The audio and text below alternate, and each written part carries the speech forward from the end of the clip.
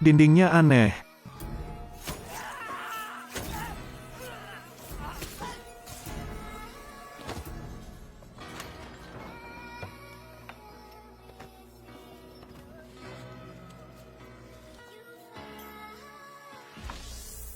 Suatu hari, sepasang suami istri sedang berjalan-jalan di Venesia. Dua orang memegang kamera. Ya Tuhan! Tiba-tiba badut bertopeng keluar dari pintu. Pria itu mengira itu adalah seniman jalanan. Akibatnya, badut dengan kamera menyerang mereka. Bocah malang itu dirobohkan. Cabul ini memegang kamera dan memukul pria itu berulang kali, menyebabkan dia pingsan. Pada saat ini, sekelompok orang yang memakai topeng muncul. Melihat badut tak tahu malu ini, mereka tidak takut, sebaliknya. Mereka bersorak di sisi mereka. Penduduk setempat di sini terbiasa dengan pemandangan ini. Dan badut dengan tenang menyeret mangsanya kembali ke sarangnya. Game pembunuhan seram seperti ini juga dibuka. Ubah adegan. Sekelompok anak muda lainnya datang ke kota Venesia untuk bermain. Mereka langsung duduk di atas perahu di sana. Namun Jose tidak hati-hati saat terjatuh ke air. Orang-orang segera memperhatikan dan menariknya ke atas.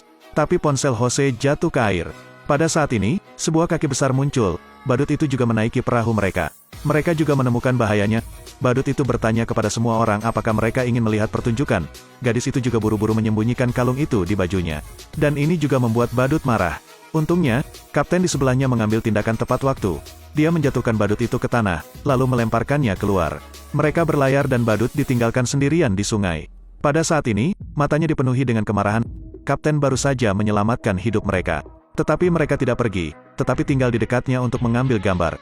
Pada saat ini, sebuah dinding menarik perhatian seorang pria muda. Dia baru saja mendekat.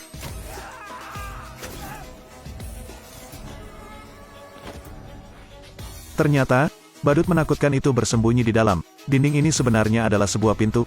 Badut ada di dalam mengamati situasi. Di malam hari, perahu lain datang, dan badut itu juga naik perahu bersama mereka. Adegan menakutkan juga akan segera dimulai.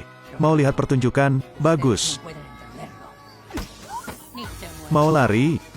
Badut itu mengatakan pembunuhan adalah penampilannya. Dia kemudian mengeluarkan pedang, lalu menikam pria itu.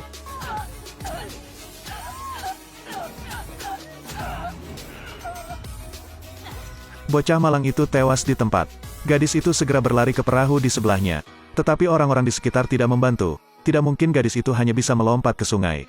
Sekarang, gadis itu hanya ingin melarikan diri dari badut. Tapi di sini telepon sama sekali tidak ada sinyal, dan badut juga mengejar. Susana melarikan diri, mencoba memanggil bantuan. Dan sekarang sahabatnya Isa mengangkat telepon. Tapi Susana tidak bisa mengucapkan dua kalimat, dikejar oleh dua pembunuh. Orang bertopeng gagak ini juga merupakan kaki tangan. Susana ingin protes tapi pingsan. Badut itu melihat bahwa dia menghunus pedangnya tetapi rekan satu timnya menghentikannya.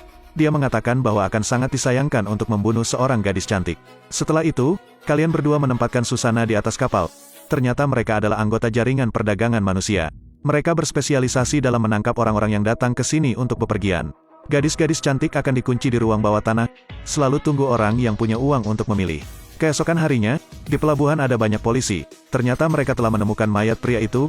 Melihat teman mereka terbunuh, kedua gadis itu langsung panik. Dan sekelompok orang yang berdiri di sekitar masih sangat dingin. Pada saat ini, kapten melihat sosok yang dikenalnya. Dia adalah badut dari tadi malam. Dokter menganggapnya sangat mencurigakan. Tetapi ketika dokter berlari, dia tidak bisa ditemukan. Saat dokter mencari kemana-mana,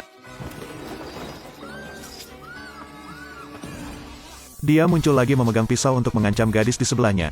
Tetapi orang-orang di sekitar bahkan mengeluarkan ponsel mereka untuk merekam. Badut itu memegang pisau di depan leher gadis itu dan pergi. Dan kedua gadis di sini sangat ketakutan. Gadis itu tidak tahu siapa yang harus dipercaya. Dokter tiba-tiba melihat seseorang di luar mengawasi mereka. Dokter segera mengejar pria itu dan menjatuhkannya ke tanah. Dokter mengira itu adalah badut pembunuh itu. Kau badut itu, bukan? Tapi pria itu mengatakan dia hanya seorang reporter. Baru kemudian dia menemukan badut itu adalah orang yang berbeda. Isa tidak sengaja menemukan tiket pesta. Itu sama dengan selebaran yang dilemparkan badut ke tanah. Mungkin sahabat Isa kemungkinan besar juga ada di sana. Malam itu, mereka pergi ke teater yang ditinggalkan. Ada juga beberapa benda berdarah di tanah. Saat Isa merasa bingung, sebuah suara tiba-tiba terdengar dari samping.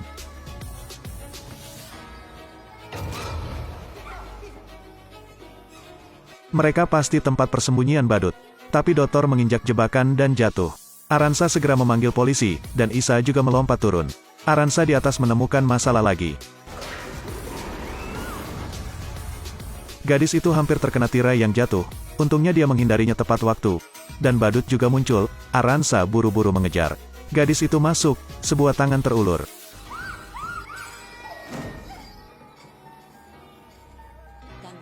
Cobalah melarikan diri.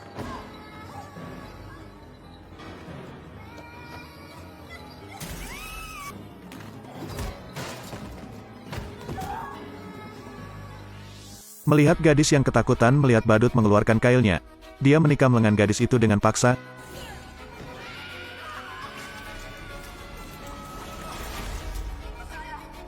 Gadis itu digantung di udara dengan kail. Badut juga mengendalikan tali. Aranza seperti boneka. Isa khawatir jadi dia menaiki tangga, tetapi badut itu juga memperhatikan. Pada saat ini, polisi juga datang tetapi hanya menemukan tubuh gadis itu. Dan badut itu masih berlari ke atas, lalu dia ditemukan oleh polisi. Tapi badut itu tidak panik. Bisakah kamu orang bodoh menangkapku?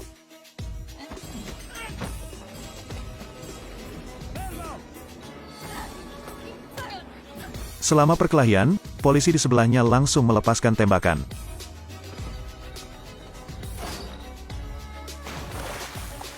Setelah badut dihancurkan, kasus pembunuhan yang menakutkan juga ditutup. Apakah Anda pikir itu akhirnya? Tapi badut itu tidak mati sama sekali. Karena kepala jaringan perdagangan manusia adalah kepala polisi.